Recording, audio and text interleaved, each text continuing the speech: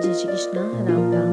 मैं आपकी दोस्त आज आपको भगवान शिव कौन है और उनका जन्म कैसे हुआ उसके बारे में विस्तार से बताऊंगी। भगवान शिव, जिन्हें महादेव भी कहा जाता है, हिंदू धर्म में सबसे पूजनीय देवताओं में से एक हैं।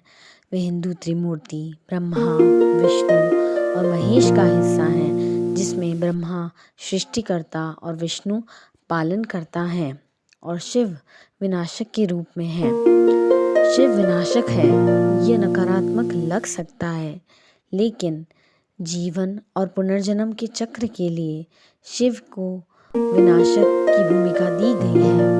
वे नए के लिए रास्ता बनाने के लिए पुराने को नष्ट कर देते हैं। शिव को अक्सर एक तपस्वी के रूप में चित्रित किया जाता है, जो गहन ध्यान में बैठे हैं। उन्हें पहले योगी और योग के संरक्षक माना जाता था। भगवान शिव का जन्म कैसे हुआ, इस बारे में कई अलग अलग मान्यताएं हैं।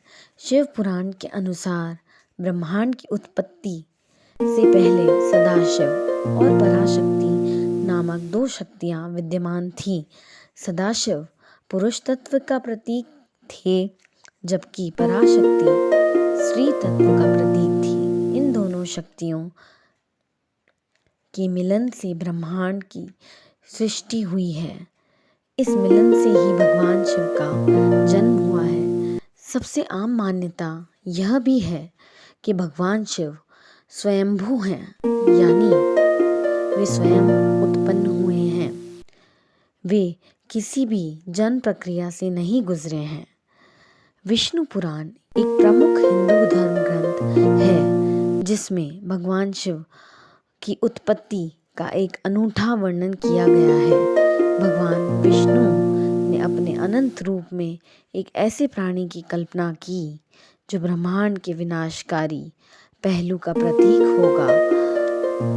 यह विनाशकारी शक्ति ब्रह्मांड के भीतर संतुलन और व्यवस्था बनाए रखने के लिए आवश्यक थी। इस आवश्यकता की पूर्ति करने के लिए विष्णु ने इस तरह के प्राणी के निर्माण की इच्छा प्रकट की।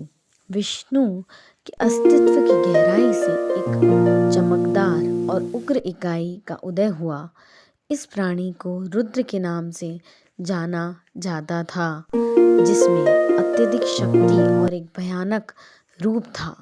कालांतर में रुद्र विकसित होकर उस पूजनीय देवताओं में परिवर्तित हो गए, जिसे आज हम शिव विनाशक और परिवर्तक के रूप में जानते हैं। For more such stories please like and subscribe my channel. Thank you.